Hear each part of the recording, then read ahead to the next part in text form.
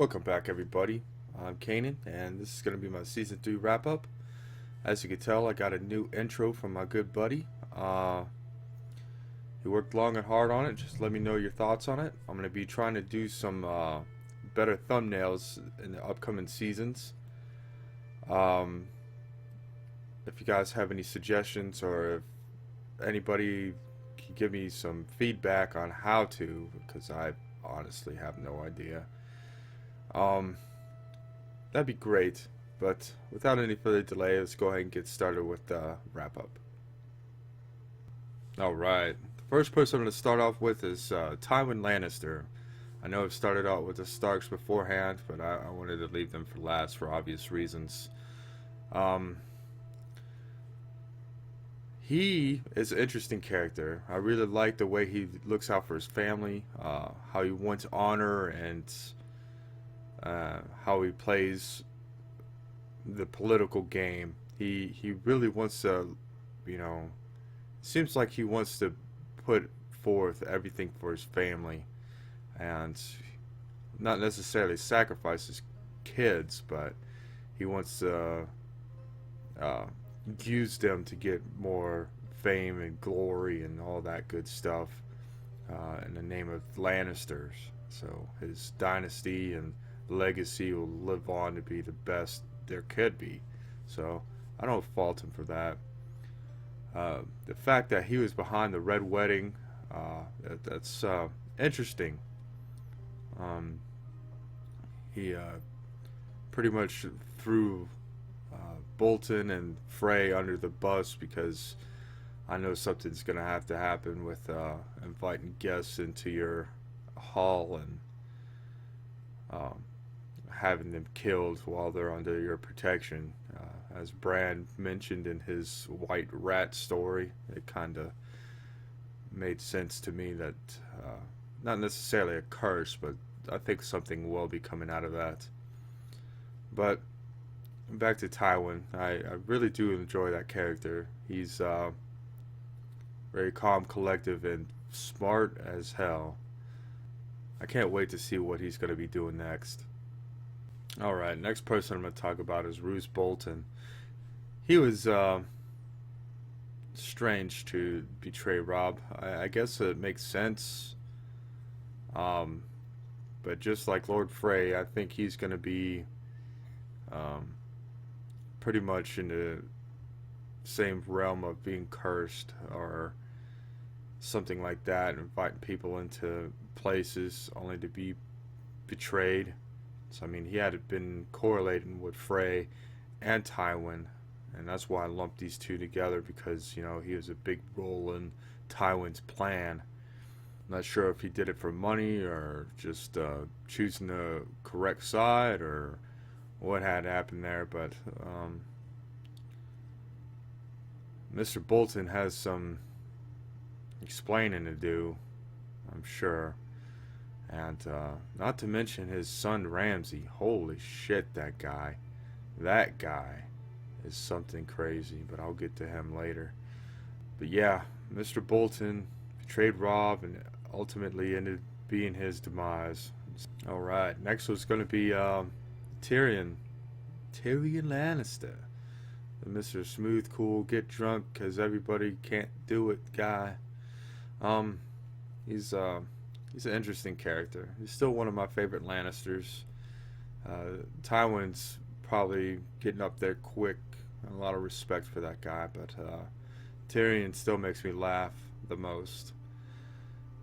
He likes to be drunk and say some stupid shit. He idly threatened Joffrey a few times, and he's managed to get away with it so far. I don't see anything good coming from it. But I really like his scenes with Podrick and Bronn. They just crack me up when Podrick comes around and all the ladies are giggling. And that whole scene with Podrick and the Three Whores and stuff like that just cracks me up. But Tyrion, man, he has some issues going on, man. Getting married to Sansa by family, and Then he has Shay on the side, and Shay's not liking it, and I mean, rightfully so. I think him and Shay are done, unfortunately, but we'll see how that plays out. Speaking of Shay, she's a interesting character. I don't know how she keeps all her emotions inside. Maybe she's just used to that kind of stuff. I mean, I couldn't imagine, you know, having a girl being sent off to somebody else I've been taking care of for the last year or however long it's been. That drive me crazy, and I probably would let it show. But she's doing well within herself to keep that restraint. I don't know how, but good for her. I really like Braun too. He's a pretty cool mercenary guy that tells Tyrion how it is, and he's always making some kind of smart ass remarks that makes me laugh. Uh, Pretty good fighter for what I've seen. He beat that knight by wearing him down and just pushing him over. All in all, I really, really do enjoy him. Um, I'm sure he's going to get himself killed by saying something stupid to a better fighter than him, but we'll see. Next is going to be Varys. He's been an interesting character between Tyrion and the whole revenge plot thing. It's interesting to find that he captured the person that removed his parts. And that's good for him, People that remove those kinds of parts need some torture or 3 or, till he dies. That's just my thought. Very smart guy. Still, they call him a spider. It has some very good scenes in season 3. I really enjoyed Varys, especially with that Lady Tyrell. She is too much, but it was good to see him still trying to plot around, and it's too bad that Littlefinger found out about his lady talking to Varys and her ultimate demise with the sadistic king. Next, I'll talk about Jaime. He's lost a hand. And took away everything that he's been known for. Self-proclaimed third best fighter in the world. He's still one of those characters that makes me laugh every once in a while with his smart-ass kind of remarks. He's a interesting character because of his story that he told, backstabbing the king because he told him to go kill his own father, and he's just outright mad, so he's has that title Kingslayer now. Oath or not, I don't think I'd be able to do that either. There's only so many people I could sit there and watch and see them, disintegrate in fire or that wildfire stuff. I just couldn't do that. That was quite a travel he had with Brienne, back and forth, saving her butt, her saving him, etc. That was an interesting combo I never seen coming. But he's a charming guy. He's now back in King's Landing with Cersei, and that's where it ended. Let's see where it goes from there. And Cersei, she's another special case. She has a very interesting way of doing things. It's all for her family, or I wouldn't say that. It's all for her kids. She protects Joffrey when she shouldn't. Like there at the end where Tywin said that he was tired, and she kind of grabbed his hand and told him to come on. And she still couldn't put him, in the place that she wanted him to be safe, because she knows how dangerous Tywin is, and what happens to people that defy him, I think.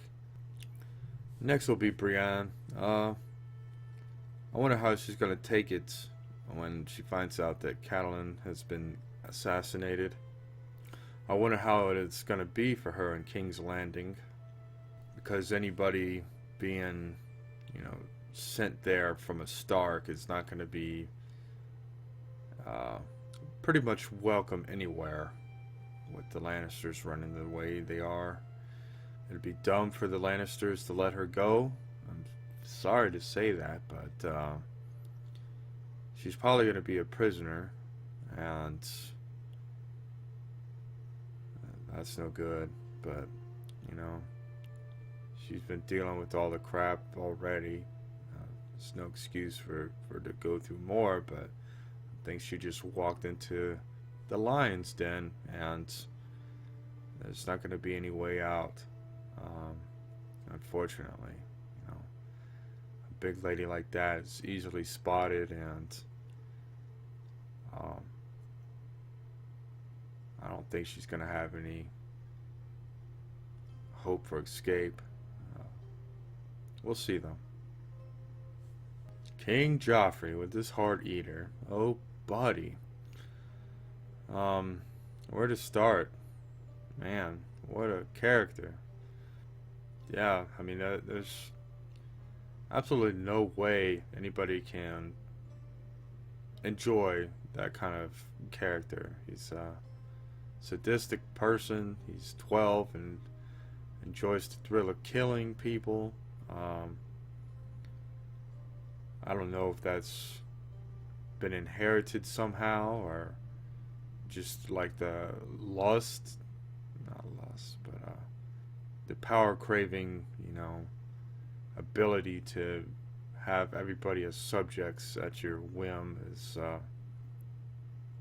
overpowering to him, I guess, and just corrupted his mind.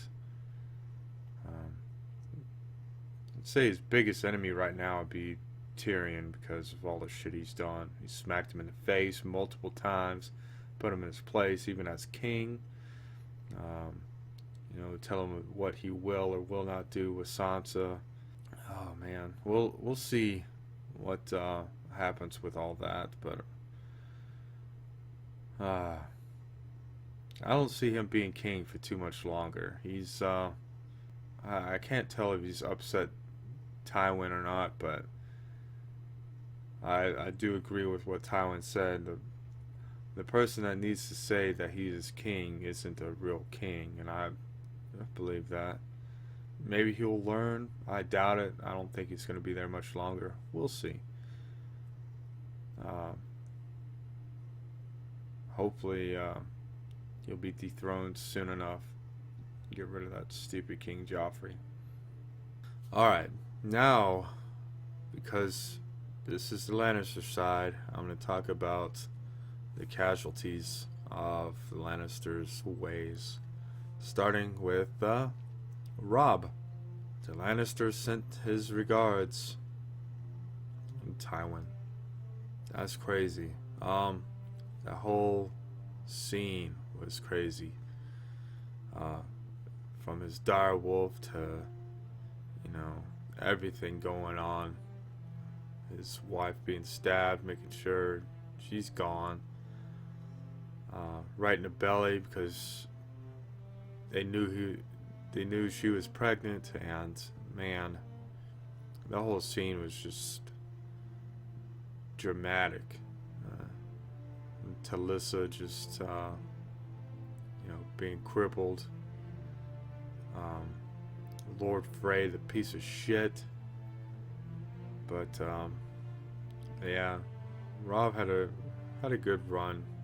It's too bad it had to end there, but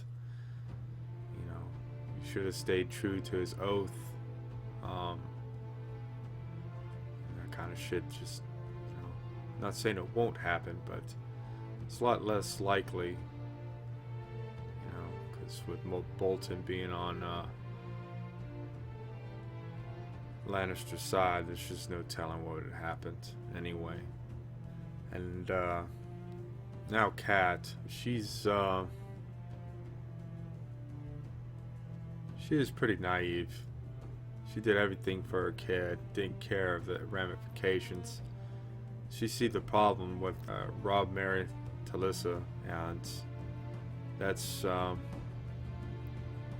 understandable why she felt that way. But yeah, there's definitely something wrong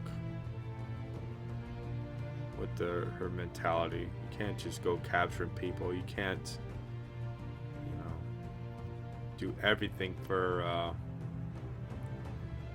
your children when you know the kind of ramification happens. The war was totally started on her. She took Tyrion, and Tywin responded. That's what happened, and rightfully so.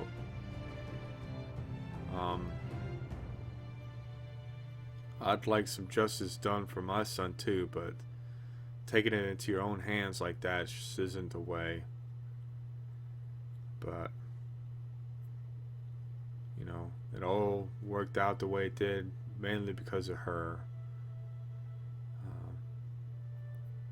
But you know, she's a good mother. She's not all flawed, but she did screw up pretty bad.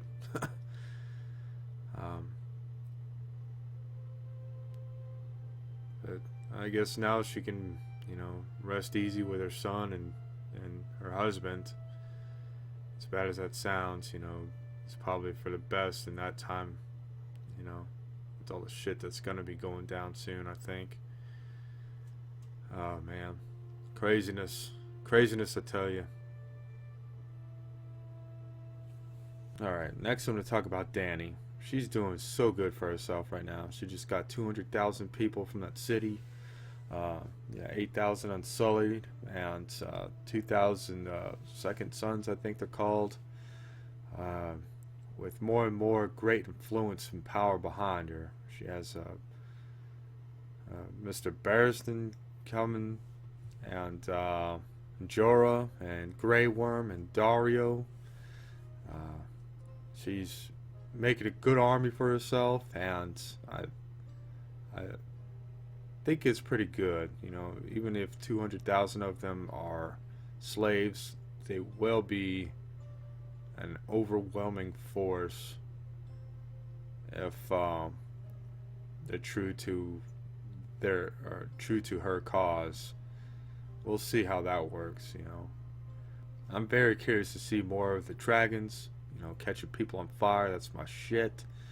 My favorite house so far, you know. But yeah, that's really cool. I'm enjoying Dany's story so far. Next is going to be Jorah. It's interesting to see him argue back and forth with Mr. Barristan. I don't know if Mr. Barristan wants to be a big influence or what, but the way they bicker back and forth just kind of irks me a bit. It's stuff you don't want to see with your lead ranks, you know. Oh, this, and that, and this, and oh, yeah, they sound like little kids. But ever since Grey Worm and Dario joined, they been better at keeping the chatter down. But I think he's a little bit jealous of Dario, and for obvious reasons, because he really likes Dany and wishes the best.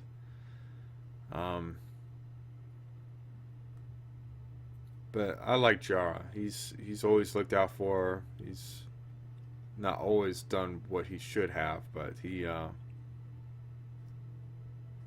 he's trying. And regardless of what Mr. Barristan says, he still does what he thinks is best for Dany, and I like that. All right, now Mr. Barristan, he's relatively new to the Queen's Guard.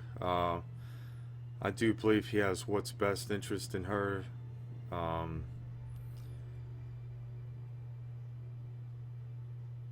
like I said though, with the bickering with Jorah, that's just unnecessary. Um,